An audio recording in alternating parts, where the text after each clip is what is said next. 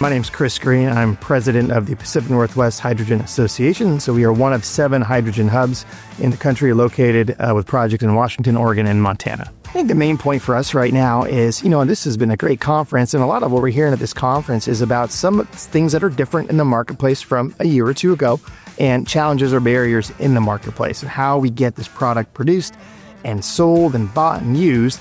And that dynamic has changed a little bit over the last year. So we've heard a lot about that, and it's all true, and I get all of that. I think my point is the demand still exists. We still think it is there. Is the timing going to work exactly the same way as we thought it was 2 or 3 years ago? Perhaps not. Like most new energy markets, these things happen. We've seen it with solar, we've seen it with biofuels over the last several decades. And I think hydrogen is going to be no different. But the demand, I think, is still there. And the dexterity of hydrogen, the ability to use it in a host of different verticals, not just fuel. We're not just talking about replacing natural gas or replacing diesel. We're talking about fertilizer and aviation, and we're talking about data centers, and we're talking about industrial uses. And then of course, we're talking about fuel for marine and trucks and buses and all those things.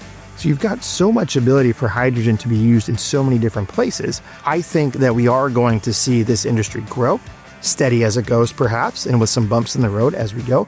But I don't think that the United States nor the Pacific Northwest is going to be 20 years down the road, having watched the rest of the world make huge investments in hydrogen. All of the EU, Australia, China, Korea, Japan, name a country where you see these huge investments. I don't think 20 years from now, we will have just watched and said, look at what they all did on hydrogen, and we're still doing the same business as usual we've been doing for the last, century or so. So I think the demand is there, and that was my point, is I think it's going to take a different path, perhaps more circuitous, but it's going to be there, and we are still seeing lots of people come to us and say, we've got a project, we think we can sell this stuff, let's work together. So that part is very encouraging. What I like about this event is there's usually some very good speakers. You draw some folks from around the world, and so there's these different perspectives about how things are going and sort of what the progress is of whichever marketplace somebody is from OEMs, from policymakers, from purchasers, and things like that. So I think there's some really good information to glean from these events.